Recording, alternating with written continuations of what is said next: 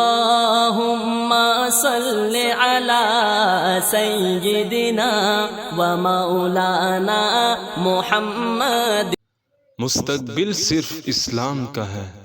قال رسول اللہ صلی اللہ علیہ وسلم: بشر هذه الأمة بالثناء والرفعة والدين والنصر والتمكين في الأرض.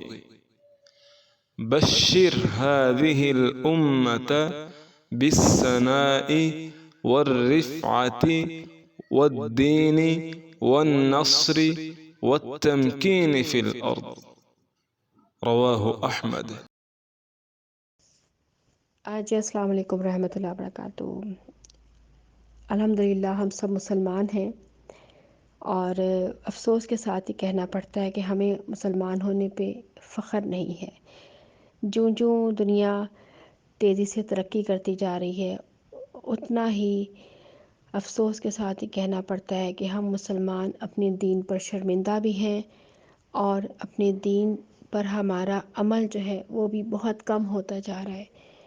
اور اس کی مثال ایسی ہے کہ دین ہماری زندگی میں روزمرہ شامل نہیں ہے، بلکہ ہم لوگ جو ہیں وہ ایونٹس کے مسلمان ہو گئے ہیں، اور چند چیزوں کو، چند ریچولز کو ادا کرنے کا نام ہم نے دین رکھ لیا ہے، جبکہ دین جو اصل میں ہے وہ تو پورا لائف سٹائل ہے. ہمارا جو اسلام ہے وہ پورا ایک لائف سٹائل ہے، جو ہمیں دن رات، صبح و شام، ہر گھڑی ہمیں وہ زندگی گزارنے کا طریقہ سکھاتا ہے.